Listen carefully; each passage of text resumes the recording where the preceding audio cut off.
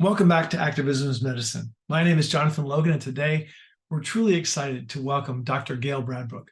Gail has her PhD in molecular biophysics. She has several decades of experience in activism, including social movements and climate change, and she's one of the original co-founders of Extinction Rebellion in the United Kingdom. She's currently working with XR Being the Change. It's a change affinity network. I'll put a link in the show notes down below to her most recent video in Glastonbury, UK, called What Next for Climate Movements. Enjoy. Well, welcome, Gail. We're delighted to have you here on our Activism is Medicine forum and roundtable. And maybe you could start us off by just sharing a little bit about yourself and what you're focused on right now. And we can get into some questions. Yeah, thank you. Yeah, so I'm one of the co-founders of Extinction Rebellion, and from my perspective, XR came from deep prayer, from the sense of medicine being really at the heart of this. So I loved your title, and I wrote the principles and values of Extinction Rebellion. Stu Basden helped with those. I helped organise around Money Rebellion as well, so that we'd focus on the economic system. So that's been one of the things that I've done. We looked at decentralised organising and how to improve that in XR. I don't know if people know this, but there was a report came called the Systems Realignment Report that had things about how to collaborate better in it, things like that. So that can be shared. Yeah, a couple of years ago, I guess something that happened that felt quite painful to me in Extinction Rebellion was that I was trying to bring a different strategy forwards with some colleagues, and there was a strong feeling that that theory of change that we have, which is get as many people on the streets and we'll get the government to sort of change its course of action, that was what was being pushed for. And interestingly, in those 2 years, and we have been getting people on the streets in the UK, and the big one that you might guess you heard about, we did really manage 100,000 people, so that was epic, the team that was working on that. And in a way I felt some relief, because I thought, okay, well, we've done that, then maybe now we'll stop thinking that that's the only show in town, because I think these times are way beyond that. The thing about Extinction Rebellion, it came out of Compassionate Revolution, which got rebranded Rising Up, and we had a sort of deeper analysis. We saw Extinction Rebellion as a campaign with 3 simple demands that would make sense to the public. It's a communication tool, but I can't speak for other co-founders, but I'm guessing none of us would really think that we were ever going to meet those demands by the system of power that exists today. And so what I've been working on is a project called XR Being the Change. And it's been a journey of deep dialogue and trying to understand folks who are, way we might say it here, more melanated and from outside cultures. So working with our XR International Solidarity Network here, and Skeena Rathor, who's been working on co-liberation. And I hadn't really appreciated what marginalisation meant and what the gap between those more of the, it's not a strict thing, of course, because there's intersectionality, but those that are racialized as white, and we might say BIPOC folks, but people prefer different labels, Africans, etc. The gap, and I read this book, Hospice in Modernity, by Vanessa Mercado de Oliveira. I think it's a fantastic book, and she talks about the gap between people in high intensity and low intensity struggle, and I've come to understand that's a true feature of the disparity and the misalignments in our movements, and that gap needs to be bridged, and there's ways that we might think about doing that. So that's been the work I've been involved in, and more than sort of cracking on with lots of organising, it's been a lot more of dialogue and of thinking, analysis and reading for the last couple of years. I tend to do that. I tend to sort of retreat for the next wave of what feels like it wants to come, and the next medicine of prayer, I suppose.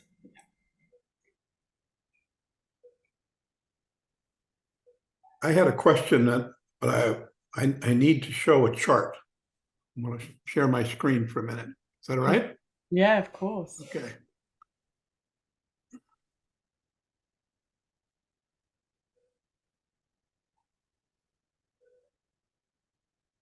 Okay. And you see that this is my diagram of a Roger diagram. Okay. Okay, it's 2020, and Roger was talking about pivoting to the end game. And we have society here, and we have XR, and his chart was concerned about herding, that this is the truth, we want to go here, and we had to be cautious XR had to be cautious about not herding and going backwards to join what the societal people, basic society was doing. Yeah. Okay, and I could really relate to that. I thought it was a really good talk. But in 3 years, it seems to me that maybe things have changed. So here's my new chart. This is 2023, and society has moved a bit. But the activist groups have moved even further in terms of their actions. And I sense that maybe there's a gap. To get people to change, you need to work with them and be leaders in many ways, but you also can't get detached. And I'm wondering if the fact that XR UK has decided to engage in a number of different strategies, if there's a feeling that we need to do more than just demonstrate on the street, that there's other ways of being rebellious that would have meaning. Yeah. Thanks, John. That's really beautifully put, and thanks for the illustrations, and it makes a lot of sense to me. I mean, I'll get to the heart of the question shortly, but I also want to just hold up this kind of concept of truth as a single thing, working with our Pan-Africanists and Sufi Muslims and wider folks. Really, we talk about pluriversality, that there are many truths, and the sort of idea that there's just one truth is something to, I don't mean there's many facts, I just mean there's just many lenses, and in that way, and it's not a statement that anything goes either. Sorry, I am a bit of a nerd and I'm forever quoting books, and that's why I give talks, so that people don't have to read all the books. But if people do like books, there is a most astonishing double volume from Ian McGilchrist called The Matter with Things, that looks at what truth is and ways to truth. So just to sort of say that, which is possibly more complex than needed in initial response. I suppose that talk that I gave recently at this June 2023 in Glastonbury Town Hall, really part of what I was talking about there was nature-based systems and us thinking of nature. And in that way, we need to think of the ecosystem. We talk about this, the movement of movements, and how that might operate together in shifting a paradigm. And so the gap that you're talking about, part of it is like, if there is a gap, some of this is media generated because there's been a media backlash. Right. I think the public, statistically, so I don't know that there is a gap, just to say, I mean, of course there'll be some gap, but I think the statistics here are, I can't quite remember them, but there's 80% of the public thinks there's an emergency and 60% support non-violent direct action. So there's less of a gap than the media wants to create, but it is actively trying to incite violence against us here. The second thing is, in the part of what we do is open up space, and therefore other people step in. That's where Rupert Reed started, for example, the Climate Majority Project. It's where can people find their home. I don't know if you're aware of a project called the Week.OOO, the Week.OOO. It's mostly going to be shared outside of the climate movements into spaces like people's workplace and so on, but it is an experience, a communications experience around the emergency that we're in. It's fantastically well put together. by Helen Guerin and Frederic Laloux. Some people might know Frederic Laloux wrote the book Reinventing Organizations, right? So so there are other people that are doing the communications messaging, and some people have to lead in a way that says, okay, that there are, we have to shift the dialogue, don't we? We have to sort of hold the change that's needed. And I think part of what you have to do is engage in educational projects. I think there can be, for the charge to get on the streets and keep it simple, there can be a missing piece that is like, well, how do we do the deep education even within our movements? And then I think the most effective movements of the past, Ellen Vindhagen talks about this, they show the change, they don't just talk about it. So by running our own assemblies, by showing alternative democratic forms in action, I understand Roger's working on a project called Humanity, which is ironic because the strategy we put together 2 years ago had a project in it called Humanity and said, let's run our own assemblies, but sometimes it just takes a while for things to land and emerge. And I, without knowing all the details about it, welcome that. So I think we do have to start showing some of the change that can be done. And to use that ecosystem analogy again, it's not all down to the activists to do everything, is it? Like, let's give ourselves a bit of a break. Let's look around at who else is doing what else and feel ourselves in this collaboration, a deeper collaboration, and understand that different creatures have their seasons. The butterflies come out in the summer and you see the fungal fruit in the autumn or whatever. It's not all about the same thing all the time. So how do these things want to interact? It was striking to me. I was at Green Gathering this year, which is a lot of people in the Green movement would go to, and there were many events and happenings, but those sort of deeper dialogues about where we're at and how to move forwards, it still feels very separated, which I regret, actually. Yeah. Does that answer your question, John? I mean, maybe you have your own. What's your own feeling about it? Well, I have a feeling, I feel here in the United States that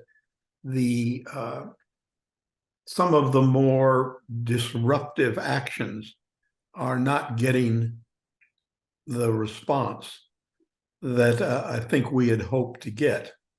The response in the sense that more people are joining.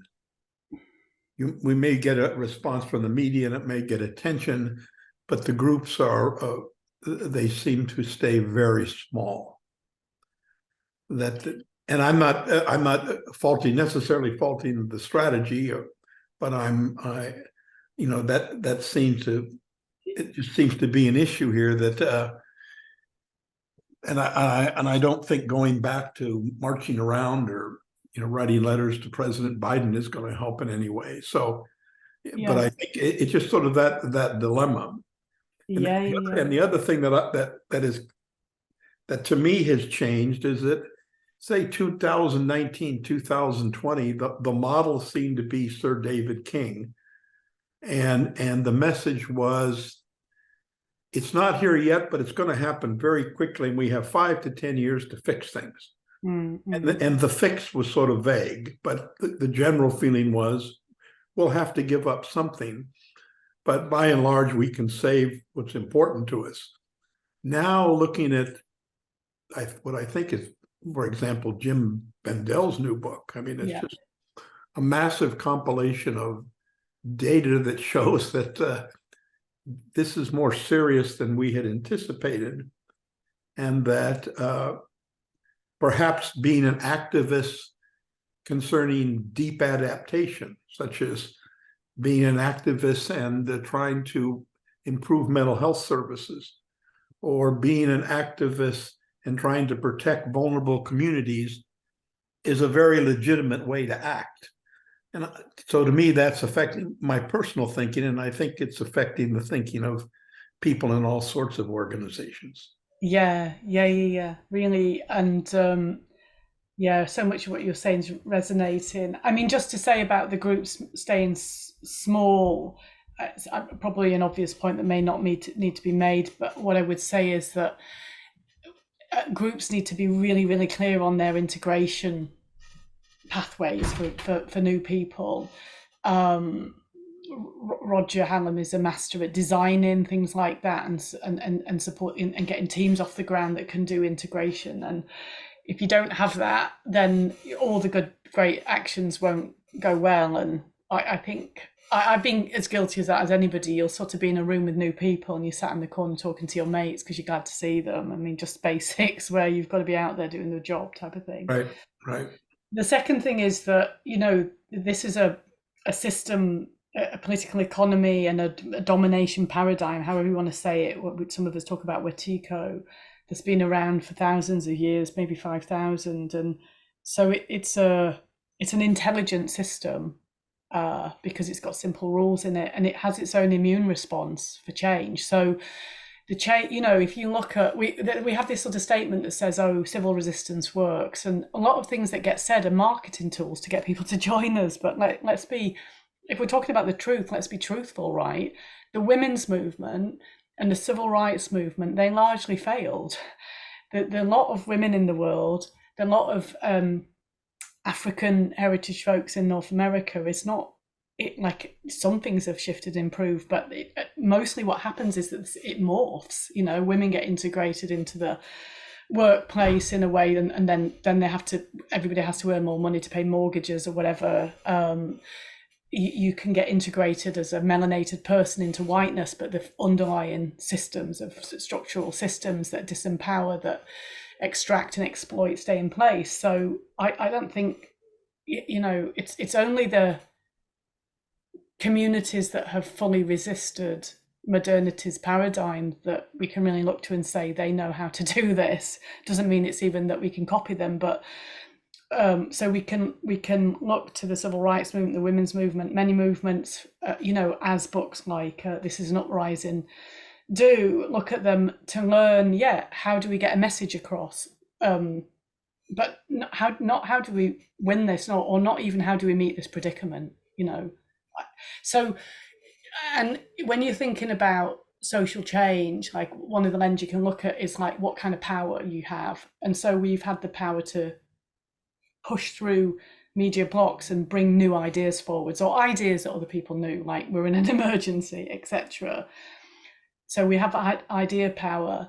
We've used physical power here quite a bit in terms of, people living in trees to stop them being cut down, that type of thing, obviously learning from Earth Liberation Front and others in the States and Earth First. Economic power is what we have to assert. And what our International Solidarity Network have been saying for a long time is the seat of that lies in the global south, because that's where the resources largely are and that's where the extraction is. And if we're not in relationship with our entire family and in collective struggle and thinking that we're the center of the business and that we can just sideline those agendas, then we're not going to, we can't solve this, but we're going to meet this less well than we could. So I talk about a couple of things in that talk, but one is us having a different kind of immune response where it's no longer about asking this system to behave itself, because it can't and it won't. It's got destruction baked in. We are trying to find people within the system to defect, to come over, and so like things like lawyers are responsible. A new move in the UK, that we could have journalists responsible, move from you remember we had all these declarations of emergency from the lawyers, from the doctors, from the various professionals,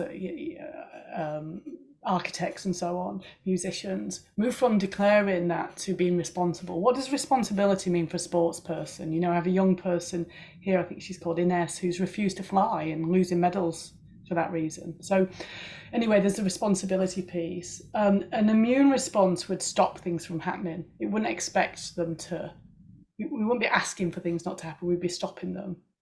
And that's about supporting frontline resistance. And it would include sabotage, the how to blow up a pipeline type of stuff. We won't do that stuff in the name of XR, but we've had some sort of entry-level sabotage actions happening here through a decentralized movement called tire extinguishers. So that, I'm not saying this is for everybody to do, but people have to find their place in these times. Just to speak to Sir David King, by the way, I mean, I was in meetings with him some time ago, and he said that 1.1 degrees of warming was already too much. So we didn't have a carbon budget left. It was already, the melting was already happening. So I think it's an effective communication tools to get people on the streets, is tell them, there's an emergency and we've got this window and come out. And the truth is that they're just like, I think if we're not careful, it can be quite manipulative, because the reality is that it's already too late and there's still more that we can do. We have to be with both of those dilemmas, both of those heartbreaks, and then find what's ours to do. But I agree with you, John, about the mental health piece in particular. That's where the breakdown's already happening. That's what Vanessa says in Hospice and Modernity. That will be the leading edge of the breakdown, is the breakdown in mental health. And some of that's to do with the gut microbiome as well, and how we're ill in so many levels within this paradigm. And I guess I have a sense of, and I'm not quite sure how it would look, but there is some place in which we need to get married to the back to life and nature and the beloved and the divinity and the medicine of life, and make ceremony of that publicly and declare ourselves with the life systems and declare this an anti-life project and be in our responsibility. And there are many ways that could manifest, but so Jem Bendel's book, I've only just actually fully finished that. I think it's a fantastic book, really recommend people read that, but I've already recommended about 7 books already. So Breaking Together, we have to be ready to catch and respond to the authoritarianism that's already here and that's going to increase. You have a systems-based thinker like Daniel Schmachtenberger, who's analysed the situation and gone, look, there's two clear pathways here. One is collapse into chaos. Another is sort of some kind of eco-authoritarian surveillance capitalism thing where many people are sacrificed and allowed to die. We already have 40,000 people a year in the UK dying of excess who were not expected to die. So it feels like the collapse is already here. Then what's the third attractor? What's the strange attractor that would be the paradigm shift that would, even in the ruins, as Dougal Hine, another fantastic book at work in the ruins, as our civilizations are collapsing, well, they were always off somebody else's back, off the back of nature, off the back of the global south. So that's going. What do we want to hang on to? He suggests anaesthetic dentistry is worth keeping hold of, and what do we need to let go of? And I do feel like a really significant piece of the work now is community based, our locations, shoring up our connectivity so that we can catch each other in the village in the mental health way. And I, personally, have always been in favour of us not paying debts and bills and using economic power. And I think that a significant thing we could do it, but that takes organising, but it could happen in a community as well around specific community issues or community-based taxes. But do that in solidarity with family in the global south, specifically saying that, of course, they talk about cancelling debts, but of course those debts are odious and they ought to not be paid. So I'm talking a lot. I'm covering a lot of agendas. I'll just say one more thing about the debt thing. We need, in the global north, we need a vision around how we might be together, and there are many ways of staying that and sharing that. And part of that is being articulated in the not very visionary phrase of degrowth. But that relies on things like universal basic services. And the way that we would bring about degrowth in the global north is by the global south not paying their debts. And the global south needs to be different countries need to be united. It's interesting already what's happening in West Africa at the moment, for example. So there's possibilities, and I think people won't be able to pay their debts anyway. So it's a complex situation. Therefore, I don't think anybody can say where's best for any group or individual what's best for them to do. But I think there's enough indication of a suite of things that we might want to focus on. And a lot of that is about mobilizing towards the vision that you have and within the capacity that you have, to use Mickey Cashtan's orientation around this. Yeah. Very nice. Very nice. Part of what one of the things that I've said you could dig into for hours, right? So I'm just skipping over a lot, I think that's the thing. Yeah. You put a lot on the table. And I think that's part of the challenge that we have, is especially for someone who hasn't spent a lot of time in the areas. There's a complexity ceiling and an understanding ceiling, and it takes time for that to soak in and for levels of understanding to emerge within someone as they go through developmental stages about this, right? And it seems part of what motivated us to start Activism as Medicine is seeing so many young people in despair, seeing so many young people get into a climate activist position, a group, an organization, and then suddenly just walk away because it's not happening. Nothing's happening. The systems, the larger ones, especially the larger organizations in America, just seem to be completely ossified and bought into the system itself, right? So they become co-opted, as it were. And so, I mean, they've got billions and billions of dollars and they're doing virtually nothing. It's sort of like emblematic of that is the Audubon Society has, a tremendous amount of money, and they won't talk about what's happening to birds because that would mean that, that would mean something radically different for the organization. And their mindset is stuck in either modern or maybe slightly postmodern, and they just don't want to talk about it. And so it seems like young people are really at the forefront of going through the angst and the anxiety.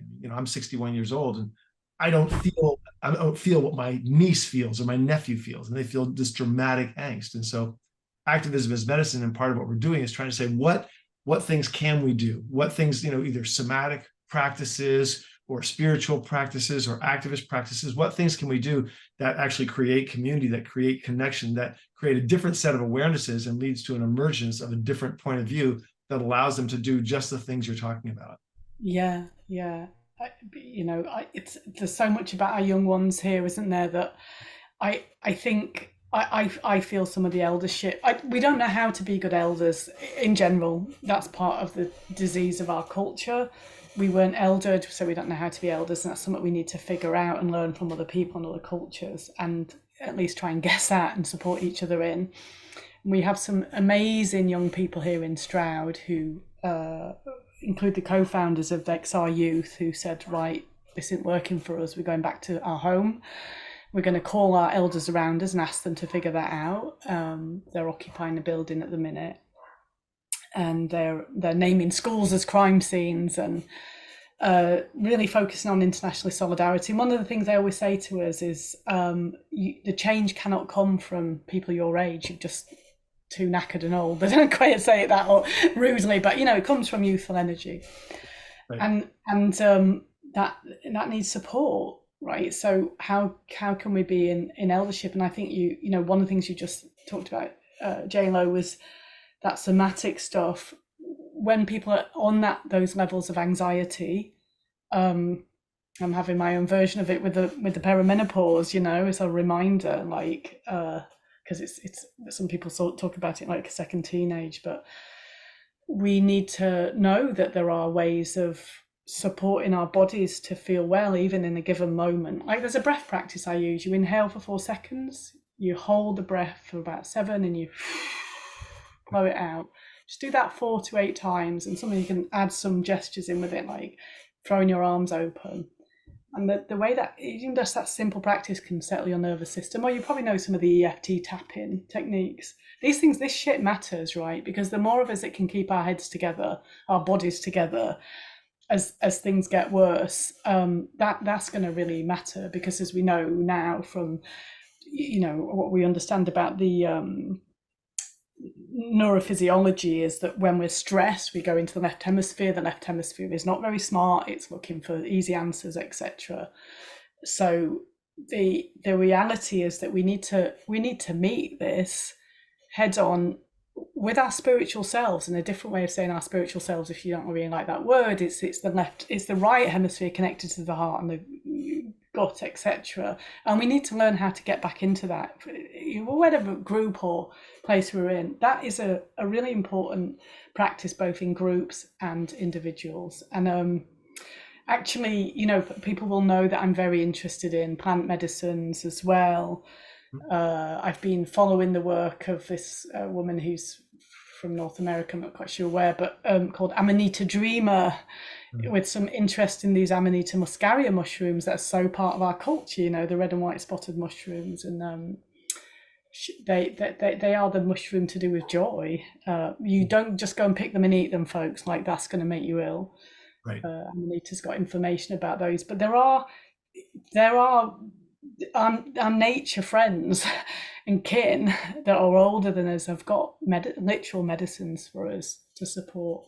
The other thing with our young ones, I think it's in one of the sort of things, if we're not careful, that the green movement sort of saying is like, we've got to save stuff. Well, what have we got to save? Like our civilization. What you mean, this civilization that's been built off a genocide in the US, in enclosures and coloniality in Britain? Is that what we've got to save? Is that all right? Is that worth saving? Like, no, it's going, because it's inherently fucked up and it needs to go, right? And that doesn't mean it's cool, because it's going to be a right mess. But I think for our young ones, a really strong message could be, well, it wasn't okay as it was, so that promise that you're going to have a family and a mortgage and a pension and all that, like, that wasn't actually okay. I mean, some parts of it was okay, but it's a long time since human beings in the Western democracies have lived well together. So as our Greta said, change is coming whether we like it or not. I think that's a really exciting time to be alive. What an exciting time to be alive. The things are going to change in this lifetime. What is it what's yours to bring, young person? What's yours to envisage? How can you show up in these times? Like, I think we should balance the fear, again, a left hemisphere thing, right? The fear with the sense of anticipation of change and meeting those times. And it was, I think, Tiokasin Ghost Horse that said that the people that are alive today are generally going to be really strong spirits, because they're needed for a difficult time, a difficult moment in the story of life. So I would hope our young ones can be supported to move through the anxiety and the desperation of what collapsing civilizations might mean, and look to other cultures that have been through collapses and have survived, and look at how humanity looks after itself and manages, and comes through together. And there's no rosy story here. I'm not trying to put rose-tinted spectacles on anything, but I'm saying we're in this predicament. That's the deal. There ain't a quick fix. I think it's kind of toxic to tell young people that if they don't get on the streets, everybody's going to get raped in the future, and just leave it at that. I think what we need to be saying is the collapse of civilization brings complete messes like war and diseases, etc. And like, many of us may die young in that process, and some of us will be around to make the change and to help catch this. So I think the other bit is that the individuality in sort of capitalist colonialist modernity is a message of, like, what matters is your life. And other cultures have much more of a collective feeling, like, nature isn't about any one individual surviving, it's about collective. And in my better self, which is not always here, obviously, when you feel connection with life, with divinity, however you want to say it, it's just not that important about your life. It's about where the service is, and that's where the profound feeling of joy can come from, as well as challenge. Charles Eisenstein once said that if you offer your self in service to life, you'll get taken to the edge of your courage and not beyond. And there's again another beautiful place to try and occupy. Yeah. It's heady at times. You're like, whoa, this is a bit of a stretch, and then you have to grow into it. Beautiful.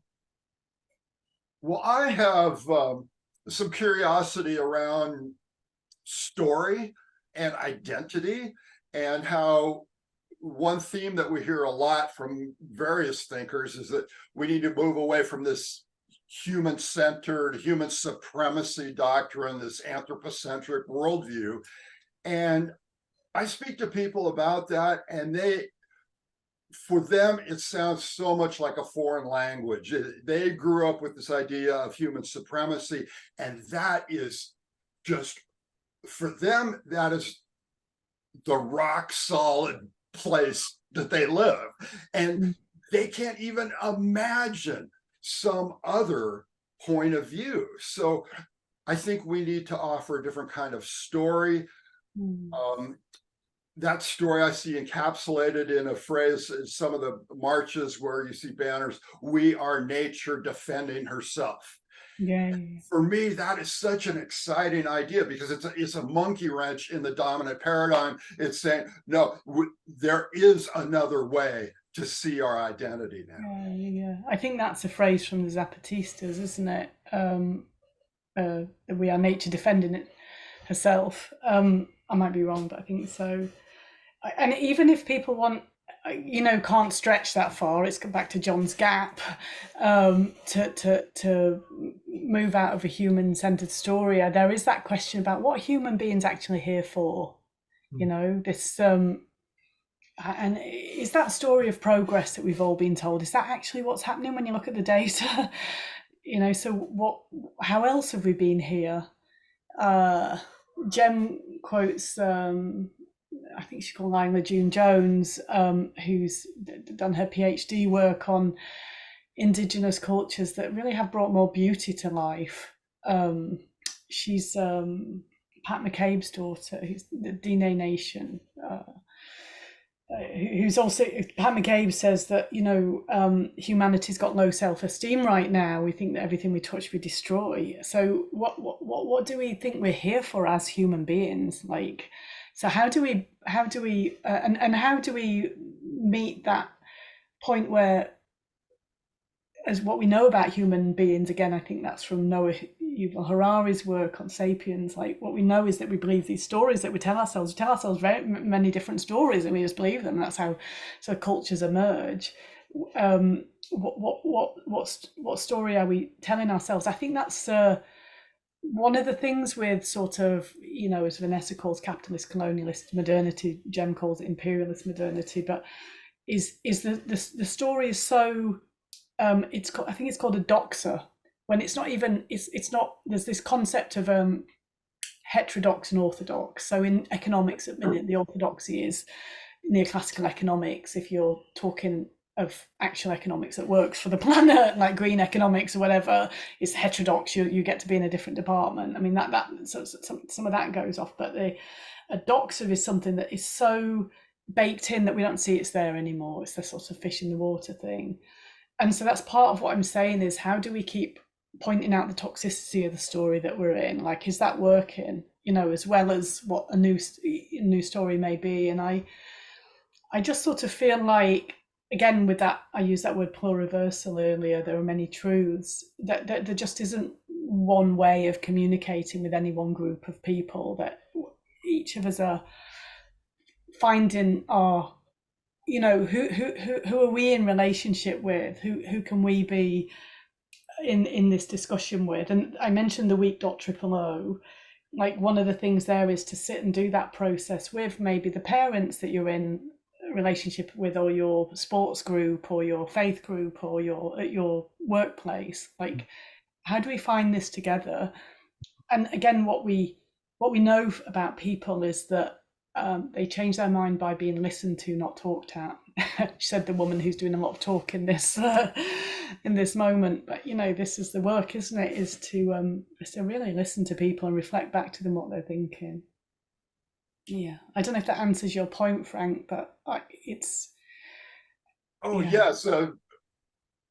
We're just fascinated with story, and some people have talked about the myth gap and the fact that we don't have a coherent story for who we are right now and where we're going. We have the Star Trek story where we're going to electrify everything, and then we also have the paleo story. We're going to go back to our hunter-gatherer origins, and that's not viable either. So people I talk to, they're basically storyless. They don't have a vision or an identity that can move them forward.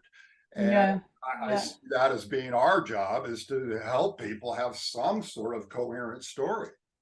Yeah, I think that's the role of vision, and that something's possible, which why I sort of mentioned degrowth and immune responses, and debt-based resistance and community organizing. There are things that we can do within vision, and at the same time, what happens in nature is that collaborations happen, and then new things emerge, new patterns emerge, and you can't predict what's going to come. And I think part of what, again, a fantastic book, Hospice and Modernity, part of what she's saying is we have to be in that. Bayo Komalafi talks to this as well, I think, but we have to be in the excruciation of not knowing, because that is part of the modernity story, isn't it? The left hemisphere, it wants to control, and it wants certainty, and it wants comfort, it wants to know what's what. What if we could just be a little bit more in the mystery and the unfolding of these times, and actually work out more about how does it make us feel that we're not sure how it's going to be? How do we settle ourselves with that, and just carry on being able to show up, and grow up, again, as to quote Vanessa. It's not ours to know, is it? It just it's a bit like, as well, if somebody had said to me, like, I'm 51 now, oh, do you want to know how your life's going to go? Like, whether you're going to have children or whether you'll get married or divorced, or, like, definitely not. I don't want to know. Why would you want to know? Like, that would take the aliveness of life out. Like, it's a process, it's an unfolding, and that is part of the relearning, isn't it? Is to, if you weave back into life, it's you don't know, and to again find the joy in that rather than the pain in it, which is a nervous system state. That's why I keep coming back to that somatic point. What do you do for yourself? Shagging, J-Lo. Clearly the best option, without question. Without question. I was answering that question recently, and it sounded very Earth Motherish, breath practices or yoga or medicines, herbs, like, which are all true. And I have to say, amanita and sex together is fun, but in certain ways, again, not encouraging people. You would find out more before you do anything, but anything that gets you in your body is good, isn't it? Like, so I find gin and tonic a very, very excellent medicine as well. So I think it helps me to seasonally sit in ceremony, and the thing that I feel like I'm on a cusp with is that my dear cousin recently is we have very different lives, really, but she's a born again Christian, and she was talking about how you can't be half-hearted with God. And I think, oh yeah, there's part of me that is just like a little bit half in and half out with the mystery of life, and I have some feeling to maybe be in ceremony to remarry life, and the simple act of prayer, which I understand to be a very innocent process of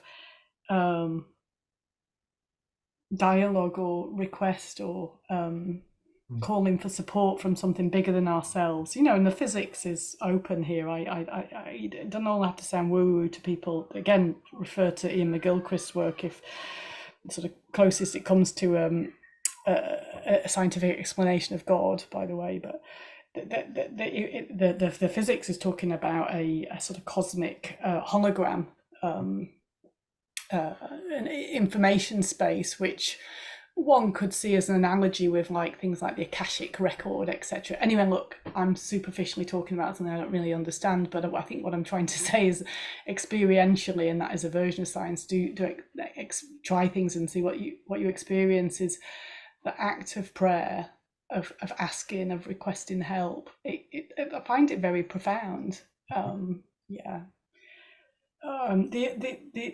other thing also, I think we're in such a culture that asks us to push.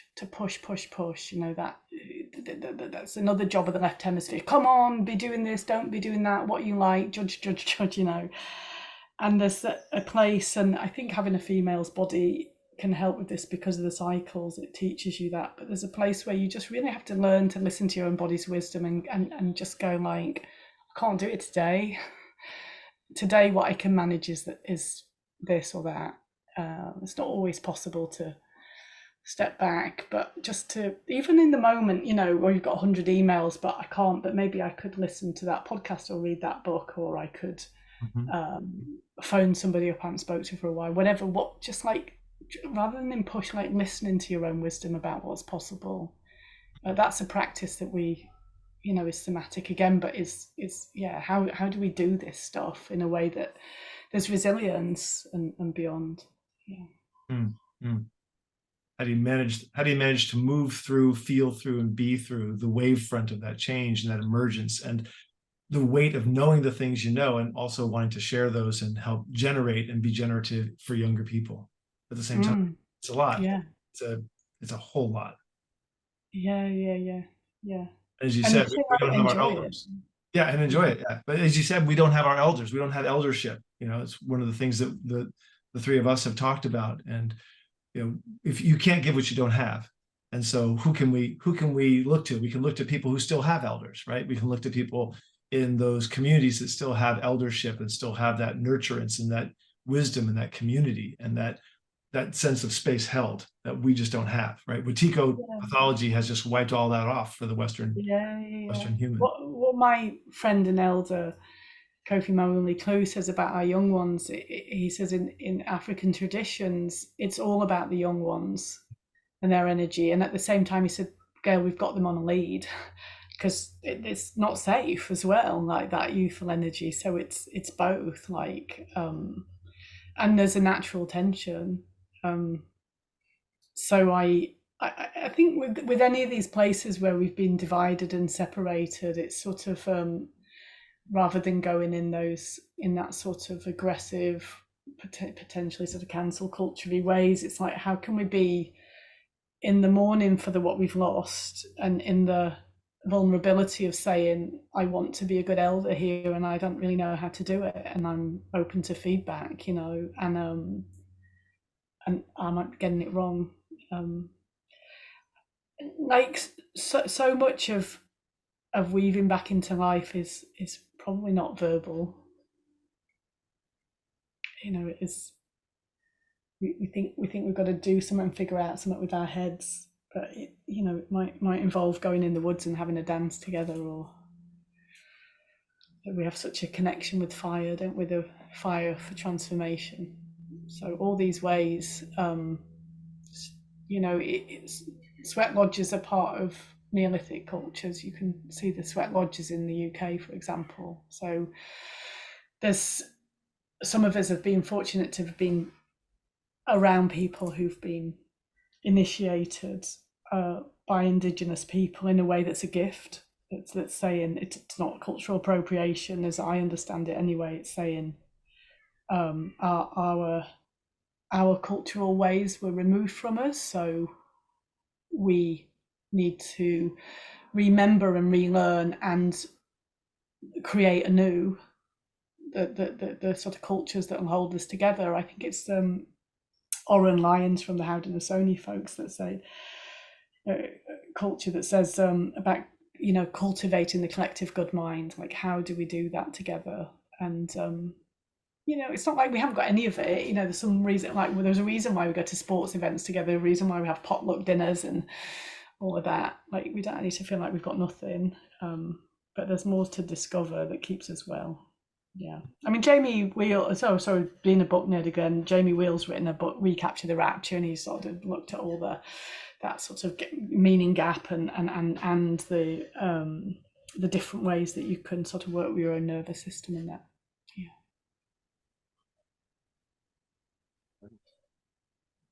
You're muted, John. I think you're saying something, but getting close to our hour, and I wanted to ask sort of getting close to a final question. How do you find the time to do all the things you do? I mean, you know, the books, the talking, the communication. Do you have a structured, you have a daily structure, or do you just sort of sort things out as they come along? yeah, I have.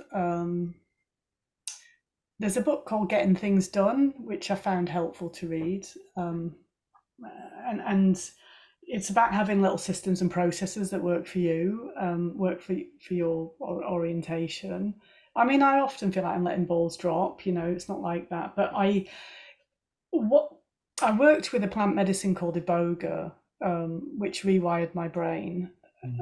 Some years ago, 2016. It was part of the prayer for Extinction Rebellion. I talk about it on a talk called Breaking Convention, but I became a much more restful person after that, and I get more done by listening to my body's need for rest.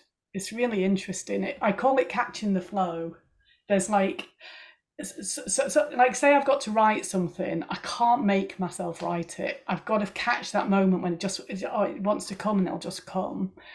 And so, just like I was saying, trying to listen to what capacity you have, so you know that. I also just try and keep meetings to 2 particular days. I would tend to book meetings Wednesdays, Thursdays, and keep mornings free. That's mornings are when I'm more creative and can, you know, produce. It's not strict, but I tend to try and manage that and respect holiday times so that my body can settle. So yeah, I'm doing less meetings at the minute.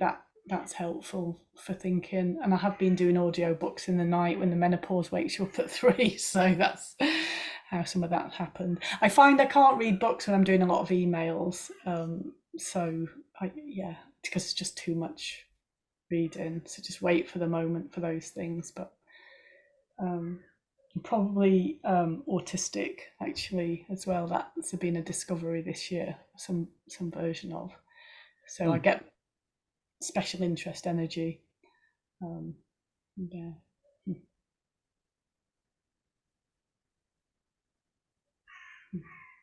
Brian, anything else you'd like to ask? Well, just where are you going from here in terms of activism? What can we expect from Extinction Rebellion in the coming year? That kind of thing. Yeah. Well, I mean, I think I was saying at the start with XR in the UK, there's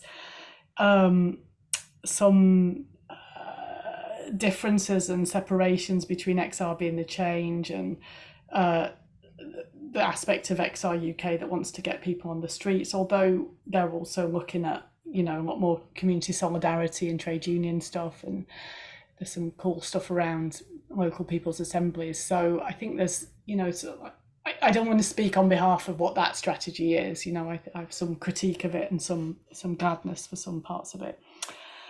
I don't know if you know that I've been on trial this year.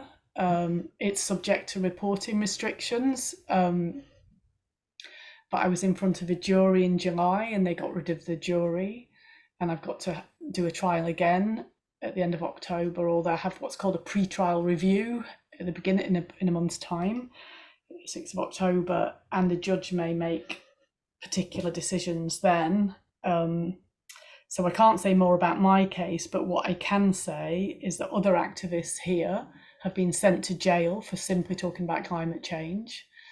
Other activists have been threatened with trials without juries. So there's a sort of particularly interesting and obviously very worrying sort of move towards authoritarianism within the court systems. Right. That's part of my landscape. I think that the way I sort of feel like what's happening is there are certain ways in which the anti-life program, the destructive paradigm of domination and extraction, capitalist, colonialist, modernity, wet eco, whatever the fuck you want to call it, is it's very much in a vibe of lying to itself. You know, that again, it's a left hemisphere pathology. It will just rather lie to itself if it feels comfortable in that lie.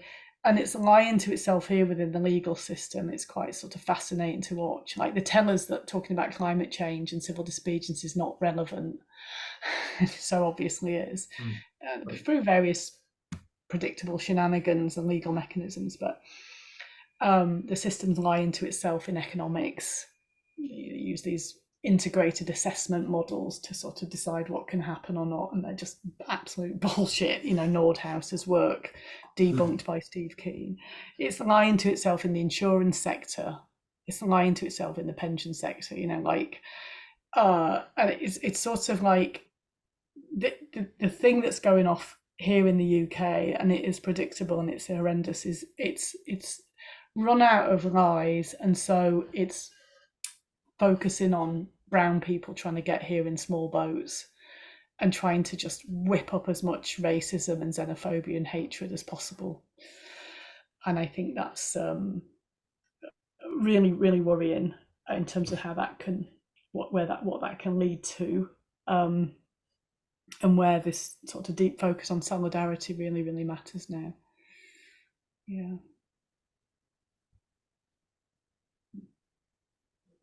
You ask me a question, I'll answer it for about 10 minutes each time on about 15 different topics. Everything's connected. Yeah, well, it is in my wonderful. head. Wow.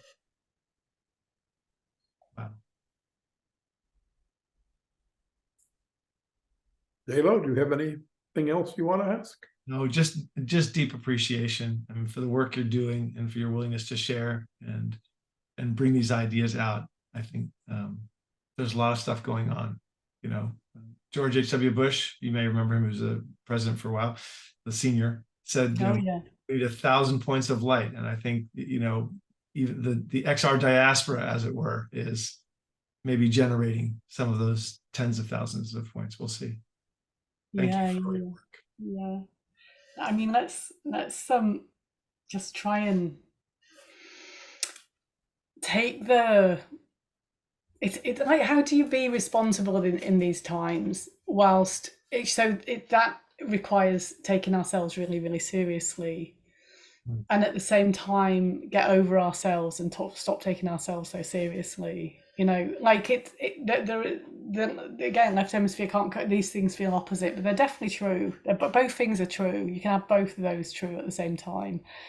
And I think that's, each of us have to find that path and enjoy. Yeah, it's been really fun talking to you. Thank you. Yeah. What a pleasure to meet you, and we hope to see you again at some point.